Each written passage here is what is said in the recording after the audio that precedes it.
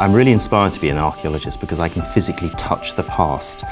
Historians get to read about the past, they get to study texts, but as an archaeologist you can actually come face to face with the everyday objects that people hundreds of years ago interacted with.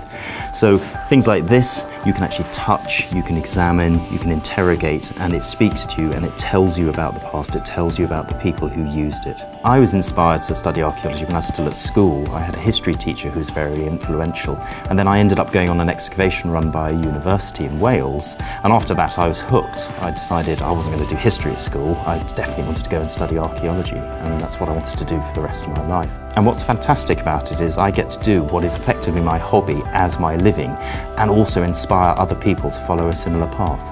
One of the best things about Sheffield is the way students are able to help me with my research and gain actual hands-on experience of archaeology itself. They're central to everything we do in our teaching, but most importantly in the fieldwork we undertake and also within the laboratories. Students get involved at a number of levels, whether it's undergraduates going on excavation projects, whether it's research students undertaking independent projects based upon the work that we're doing here. But it's a great collaboration between staff and students here. I think what makes a real inspirational teacher to me is somebody who can reach out to the students and engage them and get them drawn into the subject itself. It's not just about reading books or passively listening to lectures. It's actually getting to grips with the topic in a physical as well as mental way.